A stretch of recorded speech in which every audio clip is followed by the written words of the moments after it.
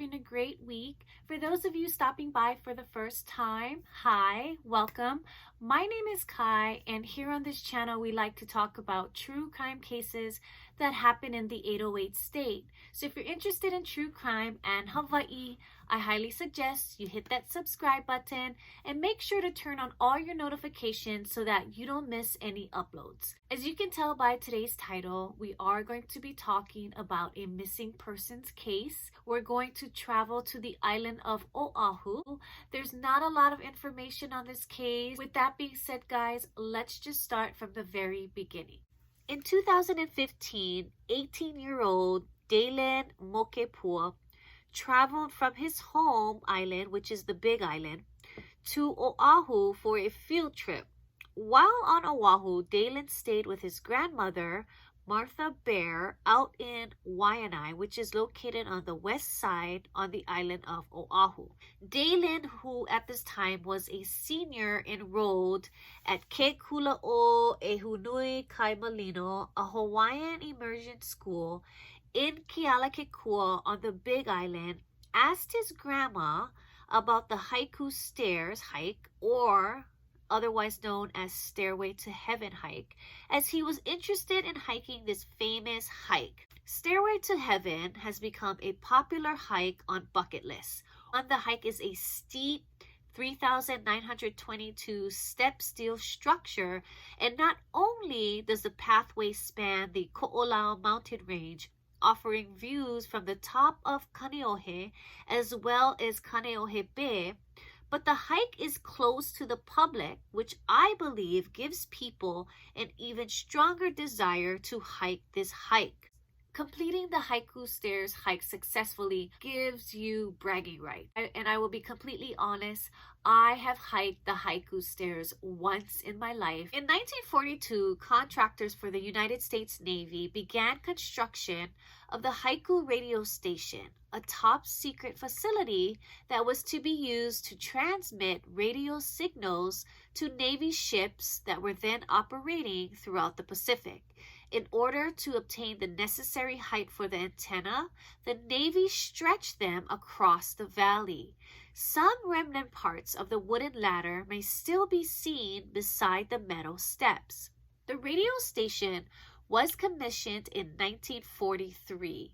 The Navy base was decommissioned in the 1950s, and the United States Coast Guard used the site for Omega Navigation System Station. In the mid-1950s, the wooden stairs were replaced by sections of metal steps, and ramps, and the station and trail were officially closed to the public in 1987. Now, it is a known fact that if you try to hike Haiku Stairs, there's actually two ways that you can get up the mountain. The front side versus the back side. The front side, there's usually a security guard there. I know in the past, there has also been police officers there.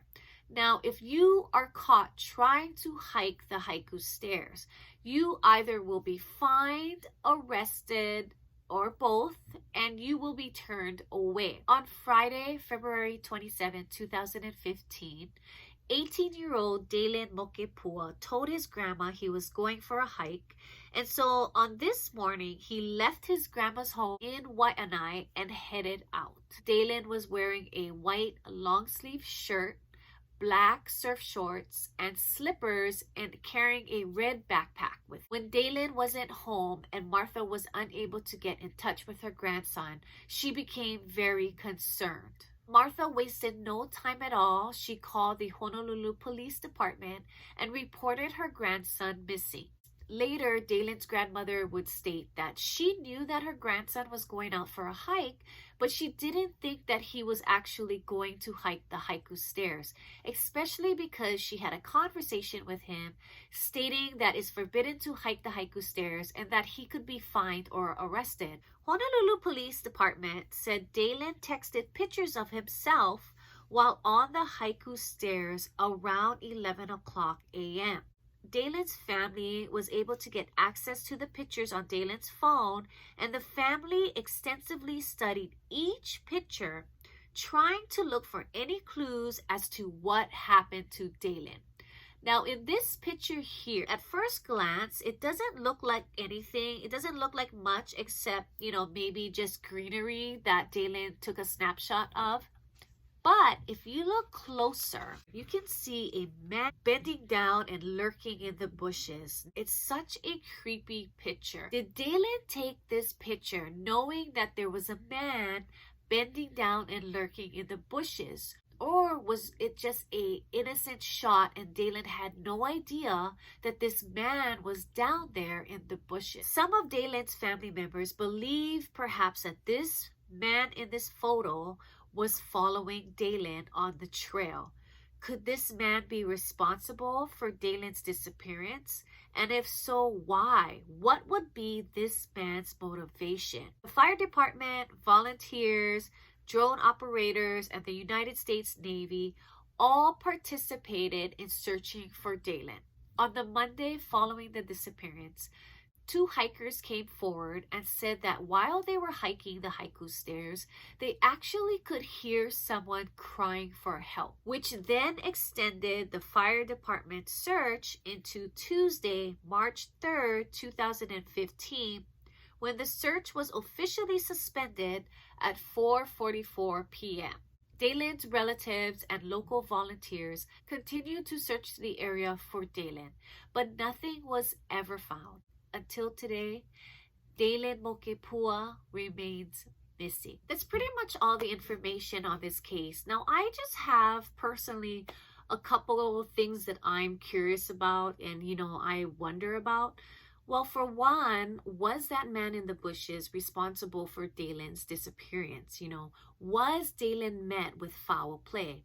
Or 2, now remember, DAELYNN left the house wearing slippers and he supposedly was hiking haiku stairs in slippers. And honestly, it's not a hike that you want to do in slippers.